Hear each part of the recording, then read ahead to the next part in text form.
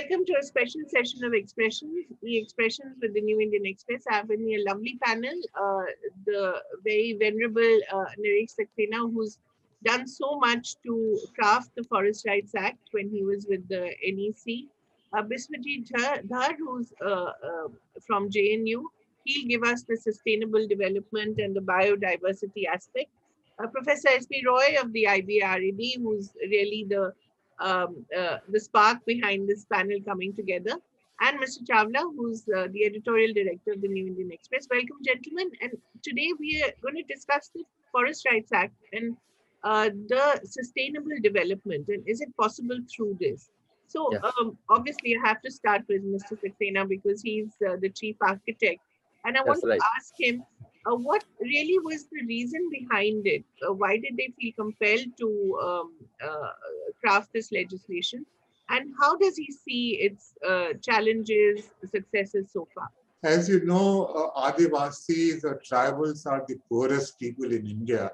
In fact, even in states like Maharashtra, which is one of the richest states, scheduled tribes of them, more than 50%, 60%, more than 60% are poor. The reason is that there has been historical injustice to Adivasis. They were occupying and using forest lands, but during the colonial period, their rights were not recorded. And because of that, they were declared as encroachers. Now, efforts were made 3 times to correct this injustice. In fact, I was Joint Secretary in the Ministry of Environment and Forests, and we wrote the new forest policy, which said that tribals will have the first charge on forests, and forests will not be used for generating revenue. They would be used for meeting the livelihood needs of the tribals. Unfortunately, this policy, which was passed in 1988, was not implemented. It remained only a paper policy. And then in 1996, when I was Secretary of Rural Development, we started, got a new law passed only for Scheduled 5 areas. Scheduled 5 areas are in central India. Not all districts are Scheduled 5, but some districts are Scheduled 5 areas, where we said that the panchayats and the gram sabhas will have the power and they will own minor forest plots. Again, this law was not implemented. Looking at the non-implementation of the policy and the limited law that we had called PESA, as a member of the NSC, we decided to have a new law passed, where we wanted to give powers to the gram sabha. That gram sabha should decide who are the people who are occupying forest lands for generations, but their rights have not been recorded. We also wanted to say that because they are collecting minor forest products, they are also helping in its management and its protection. So therefore, community rights should be given to them so that they can really manage forest lands. Unfortunately, when we had a very good Rajya Sabha member, Mr. I'm forgetting his name, he was from Orissa. Later he became the minister. He was chairing the committee and he got this law passed by the Rajya Sabha. Unfortunately, when it went to the cabinet, they made two changes which totally diluted the law. One was that Gram Sabha will only recommend, but actual powers were given to a committee headed by the collector. Collector will decide who is to get individual rights, who is to get community rights. And the other important change that cabinet introduced was that this law will not be in derogation of previous laws, which means that whatever is said in the Indian Forest Act, Colonial Forest Act, will also be applicable. Oh. With the result that in the field level, you find that there have been many omissions and this law has not been fully implemented.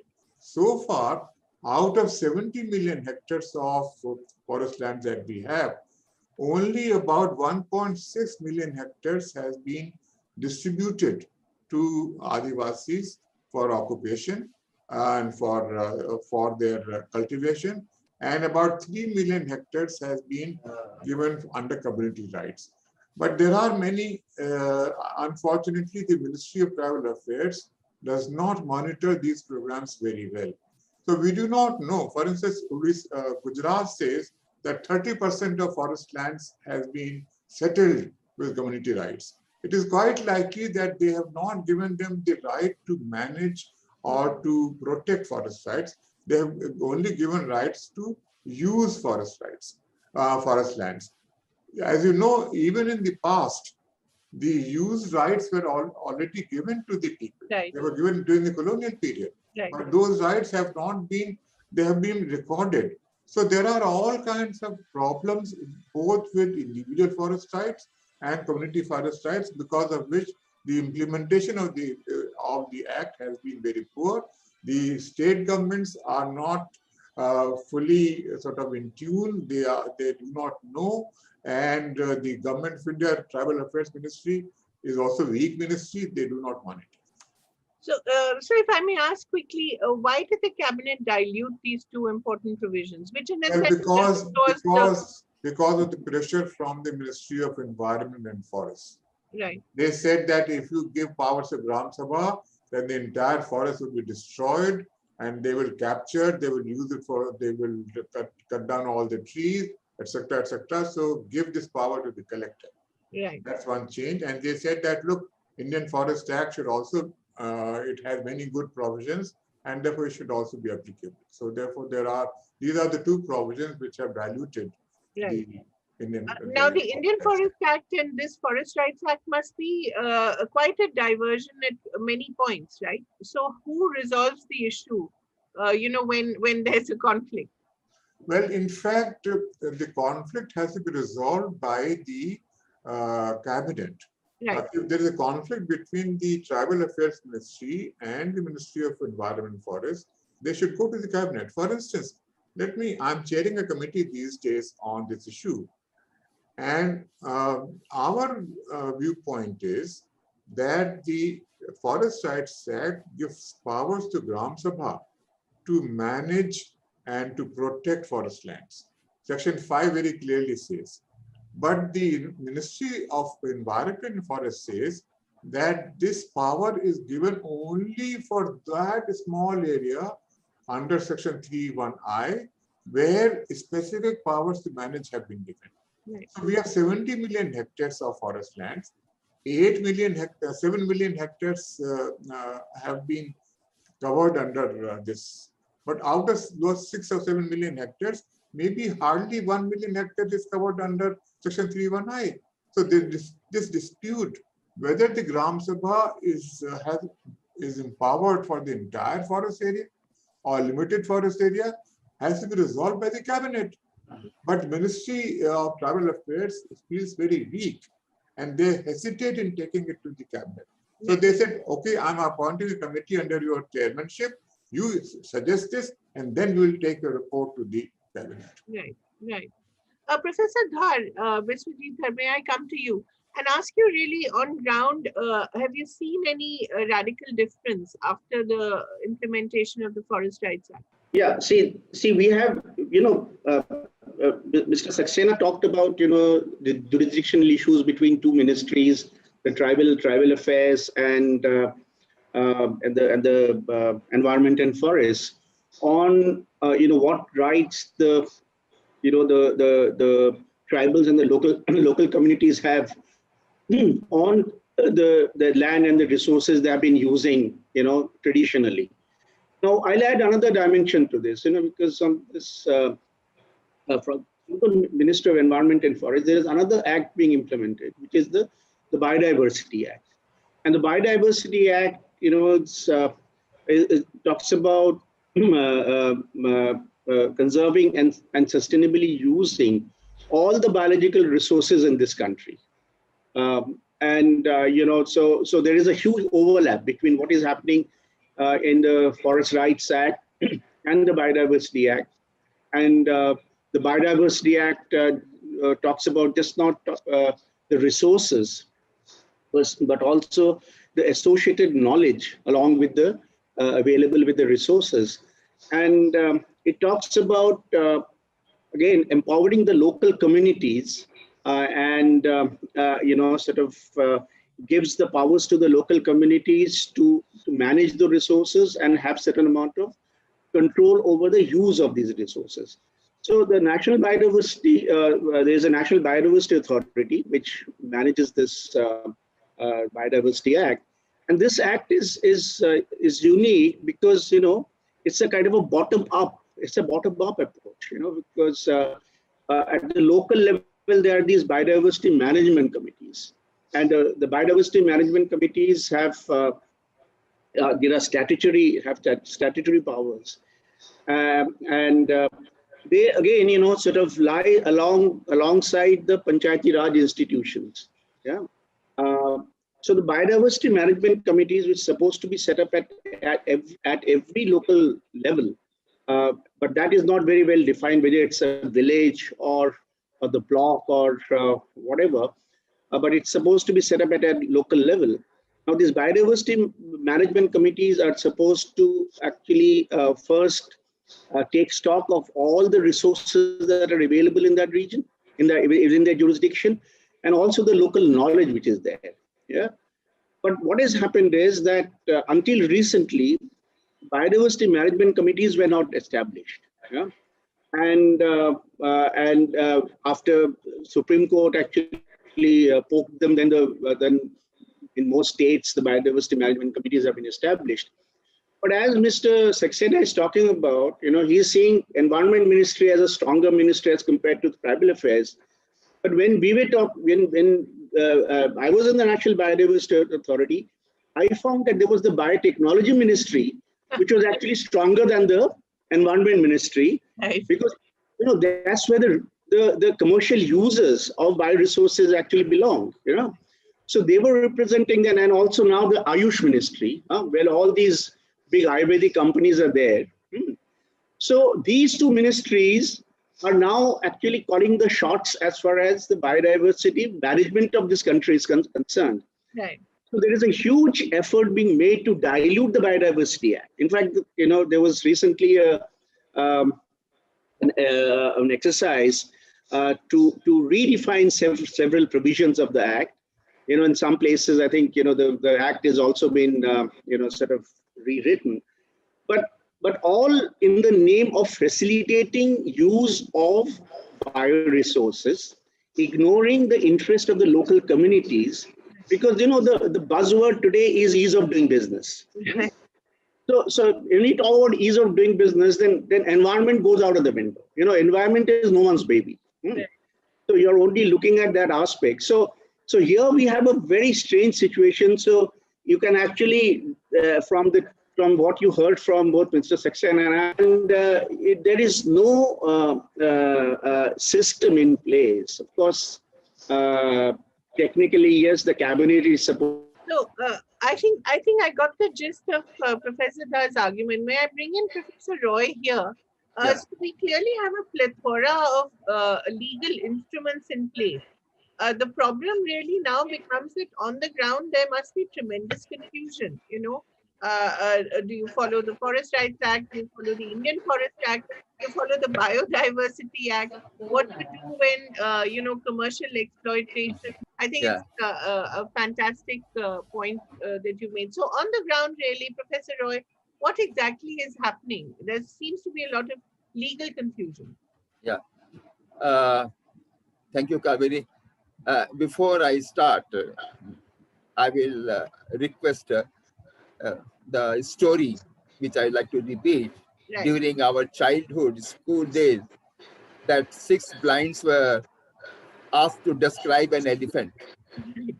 And how each one describes about the shape and size of the elephant.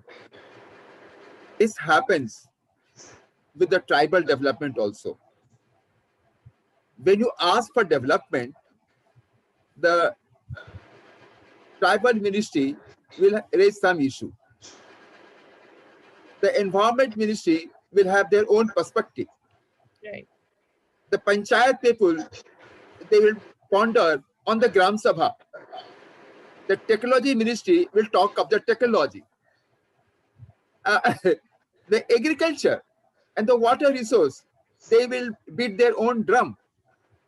What is missing over here? That there is a need for consolidated effort to view forest and the tribe as integrated, interdependent body. I will say tribal and the forest are integrated dependent body. They are the natural ecosystem. Even the tribals are also the part of the ecosystem. So I'm very happy to share here today that what Dr. Saxena has mentioned, that earlier forest department and tribal, they were not coming an agreement.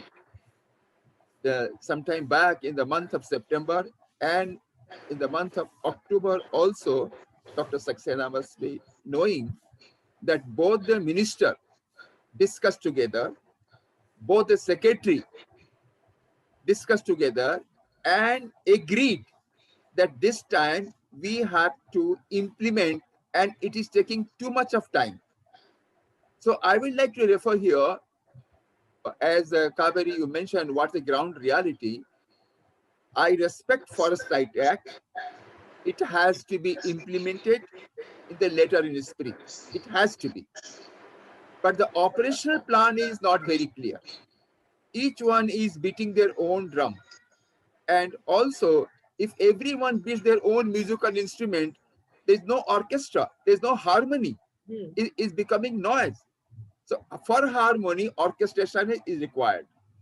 So I will mention here, what did we learn? Some places, FRA have been implemented very well, like Odisha, some part of Chhattisgarh, some part of Karnataka, in Maharashtra also, some part. So we have to learn lesson. Wherever it has been successful, what are the factors for success? This is very important. Not that everyone it has failed. Some have done outstanding work. Some places there's a conflict. There are also places we have a mixed learning.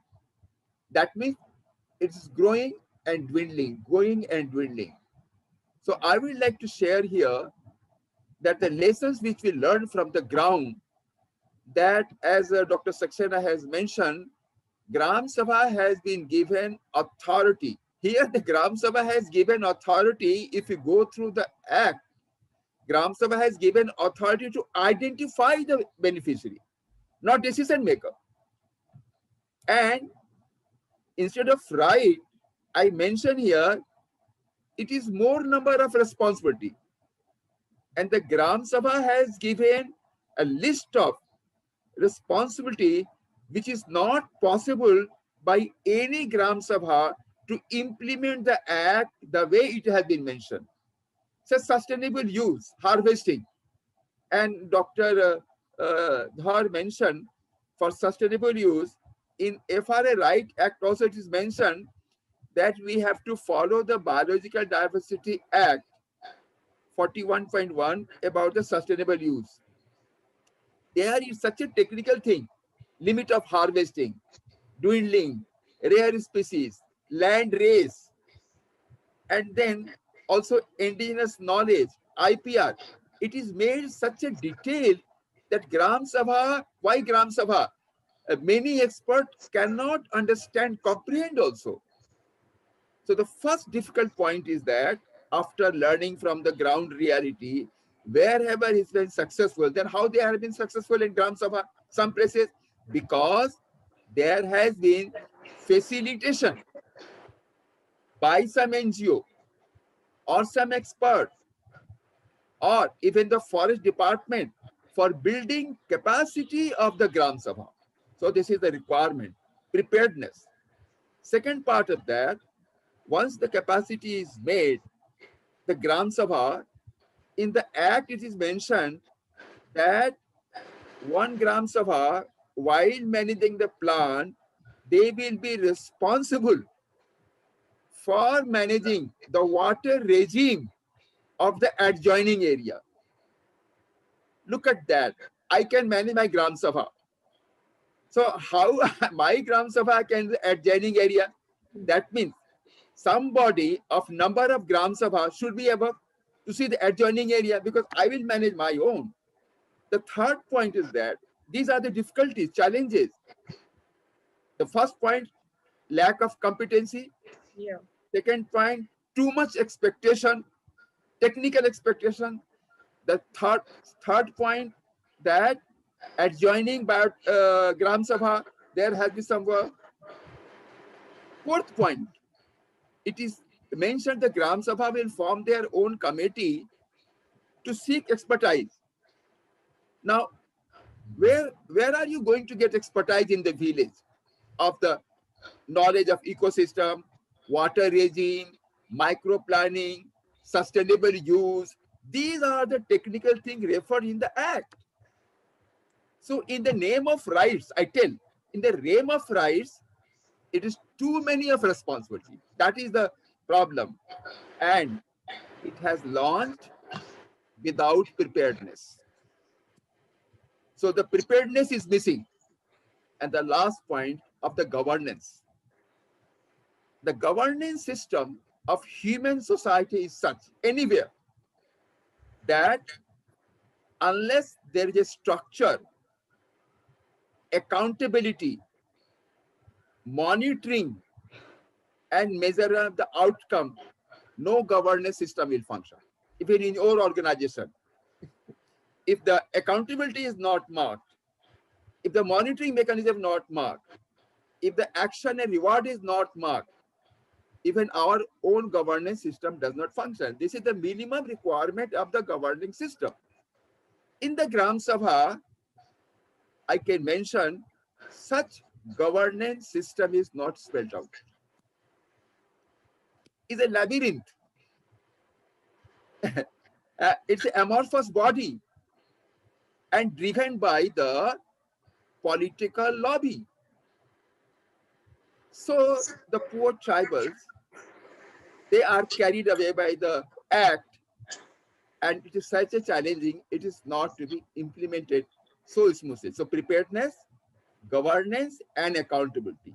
These things has to be there on the ground. Right. Mr. Saxena, may I come to you with these points that Professor Roy is raising? Surely all these must have been considered when the Act was formulated. Right. And of course, we've seen the Panchayati Raj system in effect for many years now. And it's been quite successful. It has produced new leaders. It has, resolved a lot of issues. So why is the Gram Sabha, which has been in existence now for many years, not been able to grasp the legalities or the technicalities of this Act? Well, in before, just I'll interrupt here. Both Sure. Sorry, my apologies for you, because I'm getting a little confused now. It's a very technical subject, because subject is sustainable development, tribal and whatnot, and it connected with tribal forests and whatnot. I want to understand from Mr. Saxena and everybody else, because definition of forest is still confused. So when you talk about forest, when you're talking about sustainable development, the tribals will be bound by the same Forest Act that they can't be able to fell their own trees inside the area and take a permission from whom? Sustainable development of a tribal land. Because why discrimination between tribal forests and non-tribal forests? There has to be some kind of some justification. I'm the journalist, I'm totally illiterate in this area. So tribal is a sociological boundary or an economic unit like others. Your forest is a unit which is applicable whether it is tribal land or whether it is non-tribal land. Another problem is arising that if I grow tree in my farmhouse and 1 week later it declared the forest because it's 100 trees more than per acre. That way all the 100 in Bangalore should be declared a forest. So I don't know, because I can't add new trees. I can't cut my trees if they're excessive. They're going over my roof. I can cut them. They can demolish my building, which is I planted because I wanted trees to be around. So my question to both of you is, when you say sustainable development means the total development of the tribal area. I'm assuming the tribal forest is different than the forest owned by non-tribals. There are two different laws applicable to them. The sustainable level, can they be able to open a hospital there? Will they be able to open a college there in that area or school for which the land will be required Also, the land trees have to be cut. So I don't know. Supreme Court judgment in Balabaram case says if there is grass in your land, that is also a forest. No, let me clarify some of these points. First of all, Forest Rights Act gives powers both to tribals and non-tribals. If they are forest dwellers, there is not much distinction. They also have a right to manage or to be given land which was already under the occupation. See, let's not put the entire blame on the forest department. There are many things which can easily be done by the district authorities. For instance, when we have regularized occupation of, say, about 7 million tribal families on forest lands, why don't we try to ensure that its productivity improves by linking it with NREGA? Why don't we ensure that their records, their right is recorded in the land records so that uncertainty is not there? Why don't we also see that the total production of minor forest products increases? After all, even if you give right to management to Gram Sabha or to local communities, unless the entire production of minor forest product increases, it will not help them. And very rightly, as has been pointed out, that biodiversity and livelihoods are interconnected. For instance, earlier, up to about 1990, the general silvicultural practice used to be that you plant the same species of the same age in a given place so that its harvesting becomes easy. So you destroy natural forest, plant teak, so that teak will be then harvested and it will give, increase revenues. But this has been given up theoretically, because what happens is once you clear fell tree, such trees, there would be barren land and it will be occupied. So therefore, the new silvicultural practice says many species of many ages, so that there is no soil erosion. There are species which give minor forest products. Unfortunately, we have not emphasized this. We have also not, our focus should be on increasing production of minor forest products, on improving the access to these minor forest products, and then to see that these are marketed very well. As you know, farmers have been, there is minimum support price.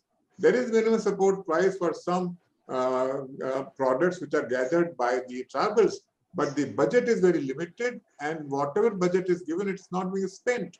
So therefore, unless we give a good price to tribal women for the products that they gather, they are exploited by the contractors and middlemen, and they hardly get anything. Plus, of course, there are many minor forest products like bamboo, which has not been included in the category of minor forest products in some states. And some states have monopolized rights over minor forest products. They say, no, tendu cannot be collected by people. It cannot be marketed by them. It has to be marketed only by the government. I recall some years back, I went to Odisha, where women had been prosecuted for keeping brooms in their house. Because at that point of time, the law was that you can collect brooms, but you must immediately sell it to the government contractor. Processing has not been, the right to process has not been given. The right to storage has not been given. It is still true of many commodities. So therefore, we need to really look at the state level. And unfortunately, the Ministry of Tribal Affairs should monitor all this, should have evaluation reports which will bring out the truth. Only then we will be able to improve the incomes and livelihoods of the tribal people. Mr. Saxena, the point that Professor Dar was also making about, ministries like Ayush, which have now entered the fray. You were talking about forest produce. So how do these then fit into the current environment? Well, in fact, as you very rightly said, that biodiversity or medicinal herbs, etc., are collected, and there's a good market for that. Yeah. But there has to be emphasis on improving its production. Not only that, the access has to be improved. There are still many minor forest products like medicinal herbs or others, where you need to, if you're a tribal and if you are transporting it, you need a transit permit. Right. You know, even when it comes to shrub like prosopis, which is widely growing all over Western India, in order to convert prosopis into charcoal, you require a transit permit, you require another permit to convert that into charcoal, you require a third permit to transport and sell charcoal. You know, we have given up control over large scale industries, but these cottage industries are under a large number of control about which our press or our NGOs are not aware. Right. Even in Tamil Nadu, you can't convert prosopis into charcoal. That's it, yes. So then how can local communities become self-sufficient or, you know, become Competent. production So houses? local communities need to be, it's not enough to say that you are authorized. Right. If you are not giving them funds, if you're not changing these rules, if you're not building their capacity, if you're not telling them that please do not fear forest department. Right. There are many Gram Sabhas today are unwilling to apply for community forest lands because they feel that forest department will punish us. So therefore, it is the job of the collector, and collectors need to be, you know, trained in this, and they have to be made responsible, and there has to be proper, reporting by them that how much was the production of, say, whether it is sal seeds or sal leaves, is it increasing, not increasing? Is mahua produce increasing or not increasing? So that is what we need to see. And also then we have to minimum support price. No one monitors minimum support price for forest products. Right. Hardly some 300, 400 crores is earmarked, as opposed to 2 lakh crores for agriculture. Yeah. So 400 crores, even that is not being spent. Right. Right. Professor Dhar, may I come to you quickly and ask about these strange anomalies, you know? And it seems a very colonial mindset, isn't it? This fear of the forest official. I presume it's left over from the British Raj because they obviously wanted, you know, to use opium or, you know, all the products that they exported. So what can be done to resolve this? Do we not have enough NGOs, civil society activists who can actually become a bridge between the Gram Sabha and the local communities?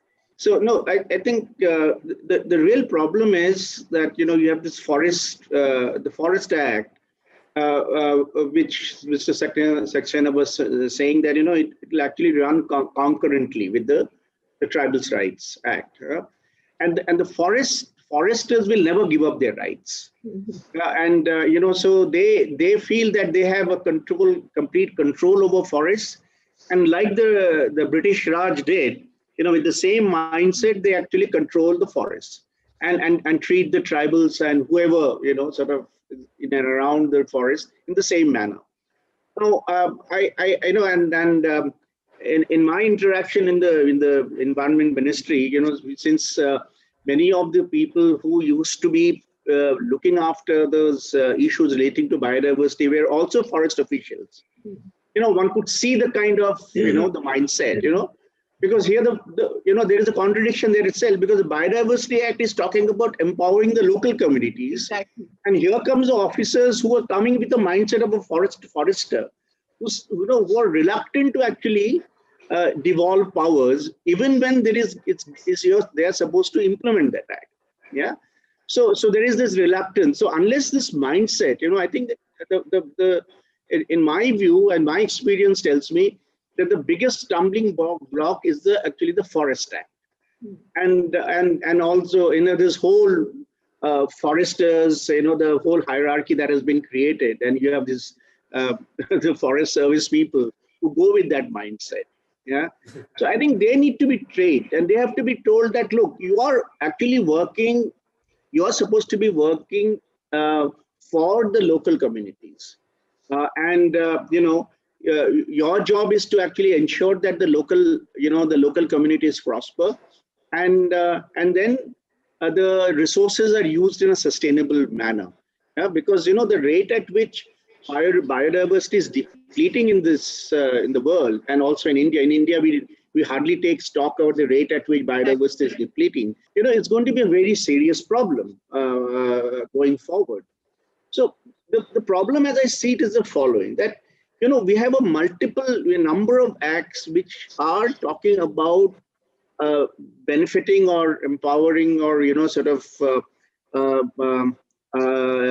you know, improving the lot of the local communities. But all these acts are actually running at cross purposes.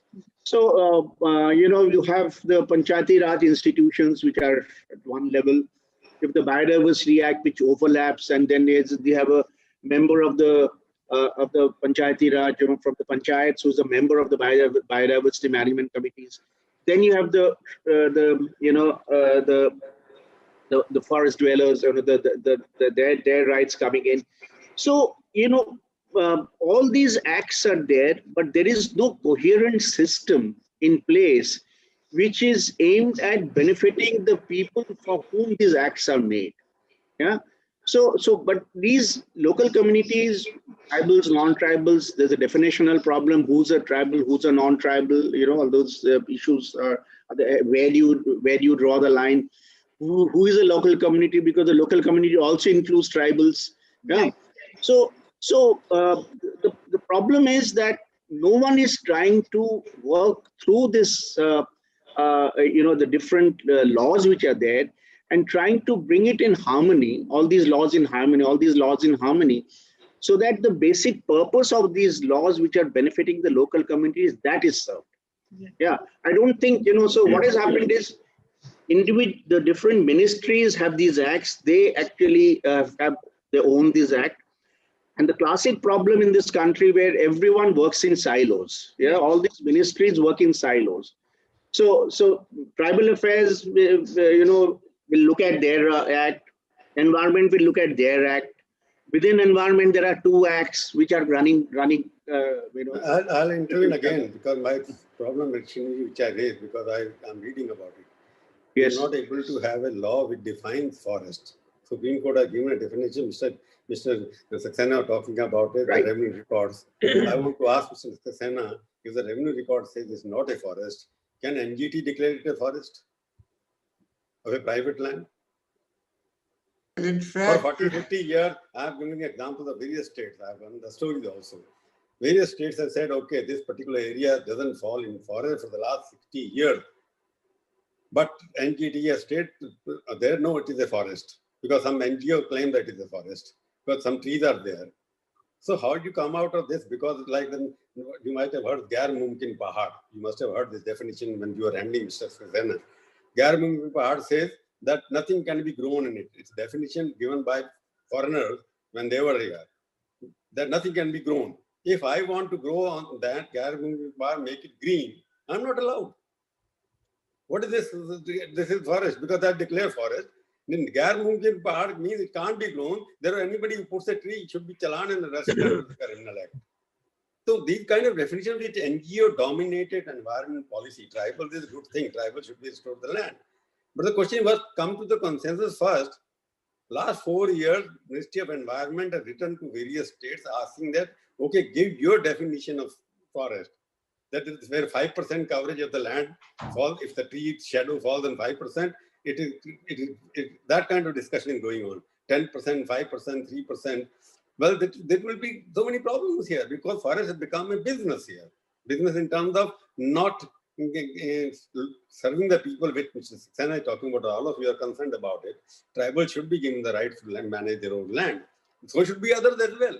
But then it can be happen only when the private land, which are not forest in revenue record, whether with the tribals or not, should be allowed to use it under the guidelines of the green environment, whatever is there. But Mr. Saxena, you are in the service for 30, 40 years. I don't know why this forest definition of a forest is still not settled in an independent India. Well, in fact, my views are slightly different on this issue. You are right in saying that the Indian Forest Act has a very roundabout or tautological definition of forest. Forests, according to Indian Forest Act, forests are that area which has been registered as forest. Correct. So therefore, in the revenue record, if you record barren land as forest, it is forest. If you are leaving out horticulture trees owned by a private person as not as forest, it is not forest. So therefore, forests are not trees. Forest is that land which has been recorded as forest. It could be barren land, it could be protected land, it could be wildlife habitat, it could be reserved forest, and so on and so forth. I don't have any problem with this issue. You see, we need to really make a distinction. As a policy maker, one needs to make a distinction between what is desirable and what is feasible. It may be desirable that forest department should be given up, should be finished, it should be abrogated. You should just sort of say, okay, goodbye. It is not going to happen. We have to live with the reality. But what is feasible is that increase production of minor forest products, improve their access, reduce those laws and controls which come in the way of women marketing for forest products in the market, have minimum support price, and monitor this. On this, I'm sure the Ministry of Environment and Forest and Tribal Affairs will have no differences. So whatever is feasible, if we emphasize on those areas, unfortunately, our civil society and NGOs, they are focused more on management. Management should be by Gram Sabha, not by Forest Department. Okay, very desirable, not going to happen. Forest Department will not give up its management. But if they also focus attention on overall production, whether production of current is improving or not, whether production of Beda is improving or not, whether it is leading to higher incomes, that is not being monitored. So it is the fact, and this is, as I said, when you have more minor forest product, your forest becomes, it is not timber based, it becomes crown based. Then you have to have many species in the same area. It will also lead to biodiversity, it will lead to water conservation, it will reduce soil erosion, plus it will also improve the travelers' incomes, forest dwellers' incomes. So there are these win-win situations, but we have not emphasized. Our civil society, our press, our ministries, our state governments, no one talks about this, no one monitors how much Karanji is being produced, how much Mahua is being produced. That is the whole issue. Right. Since we're coming to the end of the discussion, may I request Professor Dhar and then Professor Roy to give, as Mr. Saxena has given, some idea as to how we can resolve a very complex situation on the ground. There must be some solution. Perhaps we could highlight those. Professor Dhar. In my view, I think we should not actually miss the wood for the trees. In the sense that all these acts, as I mentioned, have a very clear objective of benefiting the local communities. And we do recognize that they are the poorest of the poor, and something needs to be done to improve their lot. Like Mr. Saxena was talking about, we need to record what kind of resources are available. In the same breath, I think it is important that these conservation and sustainable use are, the local communities know best how to do that. Yeah, and so they need to be empowered, and their needs have to be met to the fullest extent, so that they do the job that they have been empowered to do under the laws. All these the local level organizations, like I mentioned, biodiversity management committees, these are statutory committees, and they have to be given adequate resources, and have to be given the incentives for them to go ahead. And in today's world, nothing works without incentives. Yeah. So you can't actually just assume that they're going to be doing it for the love of it.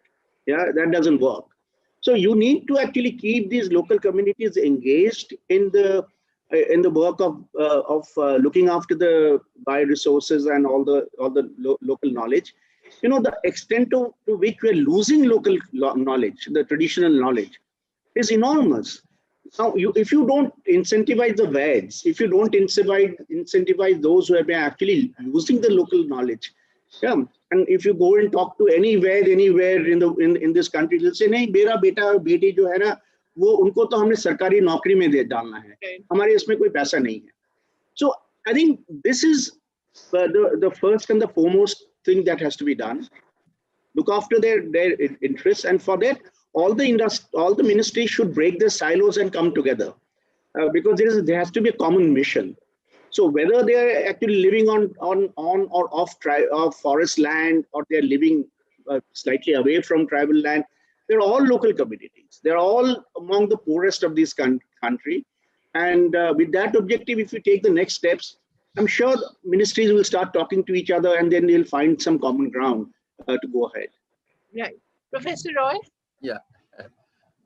Yes, I'll quickly drive my 5 points, which I mentioned in the beginning. The first point, without which we cannot move, that foresters, I mean the forest department official, whoever is there, and the tribal, they should appreciate that forest cannot exist without tribal. The forest department should understand it.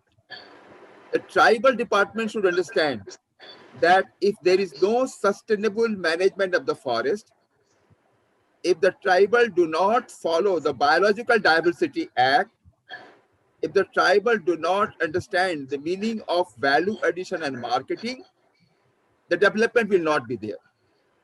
So realization is then, for that, I have mentioned the cultural change of the department, organizational change. This attitudinal change of both the department. We need to have a reform of the department. I will use the word reform of the department to understand the value of sustainability and tribal together. So that is the first requirement. The second point is that since following the act, we cannot go beyond act. Following the act, Gram Sabha is authority to manage his own and also see the adjoining. It is mentioned the word adjoining of water flow, water regime, biological diversity, and the livelihood. So no single Gram Sabha can manage the forest ignoring the adjacent. So my second suggestion is that keeping the group of Gram Sabha who are interdependent, there has to be either at subdivision level or, as Dr. Saxena has mentioned, at the district level, some authority for periodical monitoring of biological diversity, livelihood, and more importantly, for the sustainability. That was the third point of monitoring. The fourth point, Dr. Saxena will appreciate that a movement of joint forest management, at some places has been very successful, if not all. And as per our study, what I'm saying based on my study, as per our study, whichever is Gram Sabha is very successful in implementation of FRA or Biological Diversity Act, there the relationship with the forest department is also very good. So some of the JFM, not all I say, some of the JFM, where it has been working successfully, it has to be recognized that joint forest management has to be appreciated and should be retained because of their endeavor of conservation. I will tell one important point here. In India, many state governments are getting external funding like World Bank, JICA, and DFID. There, the term is that you have to involve community. In Odisha, Tripura, it is based on the Joint Forest Management Committee. So if you go for FRA, I want to make it clear. If you go for FRA, ignore JFM, those committee will collapse. Because the funding is based on the collaboration of work. The collaboration is very, very important. And the last point, here, the forest fragmentation has to be avoided. Dr. Saxena and will agree, we were talking, as per the FRA, many individuals are given individual forest, individual. We have studied, hardly some of them are utilizing it 100%. It's lying barren. So there has to be monitoring. Those tribal who are given forest land, how they are managing. In Odisha, we get in some places a very good example of convergence of Narega and other livelihood sources for those tribal who got benefit to support a proper use of the land for livelihood. Otherwise, by handing over land, if government thinks we have done our responsibility, the job is half done. The purpose of sustainability, livelihood lost. So, organizational change of forest department, monitoring for sustainability, building capacity of the Gram Sabha, working with the forest department and management, and those who are given land, post grant of FRA, how they are working. Otherwise, the purpose was not handing over land. Purpose was for sustainable management. That has to be monitored. This is what I want to say. Thank you so much. You see, I have a doctor appointment now. I think they have answered it well. They're all experts. Right. Professor Roy has given a good summation of all the things which are required. Yeah. Good, Doctor. Thank you very much, Mr. Saxena, Professor Roy, Professor Dhar, and Mr. Chapa. It was really an illuminating discussion. Thank you very much. Thank you very much. Thank you very much. Thank you very much. Bye. All the best. Thank you. Thank you.